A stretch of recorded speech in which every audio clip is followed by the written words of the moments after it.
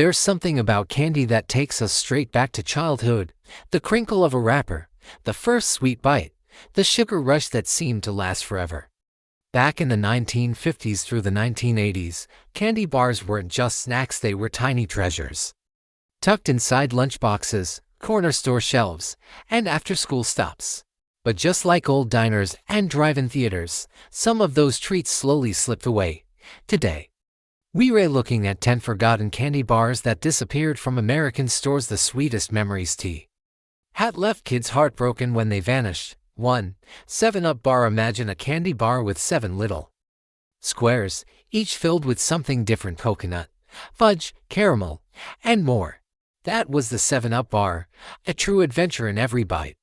Introduced in the 1930s by Pearson's Candy Company, it became a playground favorite through the mid-century.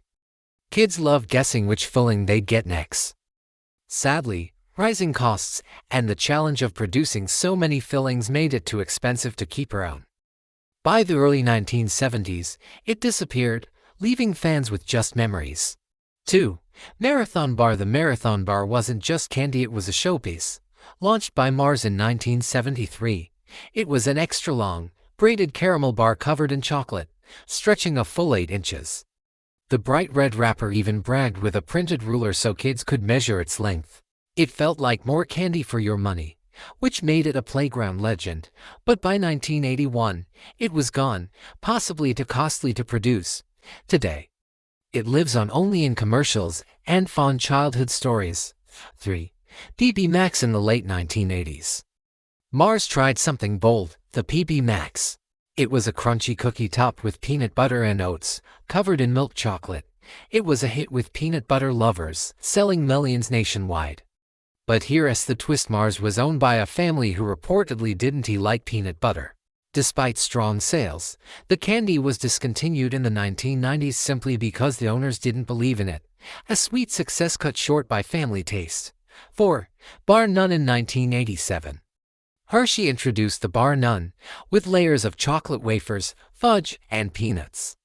It was built to compete with Kit Kat and Twix. Fans adored its rich, indulgent crunch. For a few short years, it had a loyal following, especially among teens looking for something more chocolatey. But despite its early popularity, Hershey reshaped and rebranded it in the 90s and sales fizzled. By the late decade, it was gone. 5.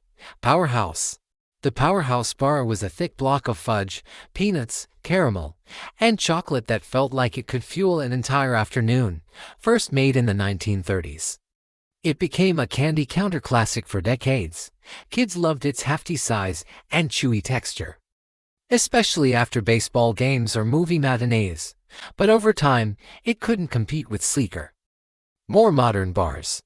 By the 1980s, Powerhouse had faded away, remembered only by the kids who once carried it home in brown paper sacks. 6. Milkshake bar. Despite its name, the milkshake bar wasn't liquid, it was a chocolate bar with a creamy malt-flavored center. Introduced in the 1920s, it thrived for decades, especially during the malt shop craze of the 1950s. For kids, it was like carrying a piece of the soda fountain in your pocket. But as tastes changed and other brands took the spotlight, milkshakes slowly disappeared from shelves in the 1980s. Today, collectors hunt for the old wrappers as souvenirs of sweeter times. 7. Reggie bar. When New York Yankees star Reggie Jackson hit the big leagues in the 1970s, Curtis Candy celebrated with the Reggie bar. Packed with peanuts, caramel, and chocolate, it was a sweet tribute to a baseball legend. Kids would unwrap it during games, making it both a snack and a souvenir.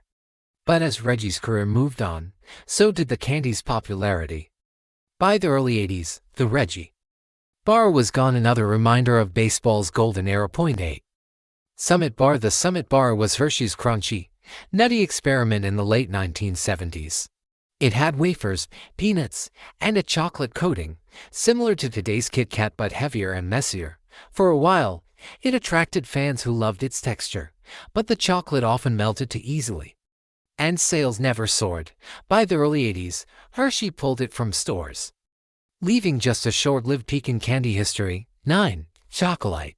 Launched in the 1970s by Nestlé, the Choco'Lite was light, airy chocolate filled with tiny bubbles.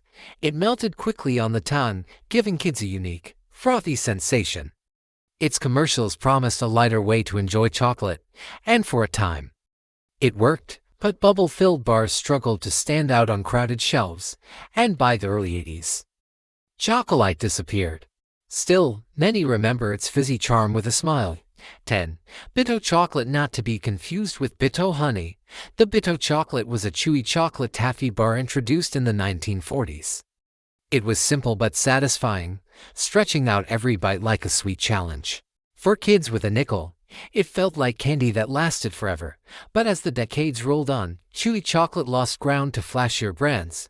By the 1970s, Bitto chocolate had vanished, leaving behind sticky memories of penny candy days. Candy bars may come and go, but the memories they left behind are everlasting. These forgotten treats remind us of soda fountains, Saturday matinees, and summer afternoons when life seemed just a little sweeter. Which of these bars do you remember most? Or maybe you had a favorite that didn't make our list. Share your memories in the comments, and don't forget to like and subscribe for more trips down memory lane. After all, the sweetest stories are the ones we share.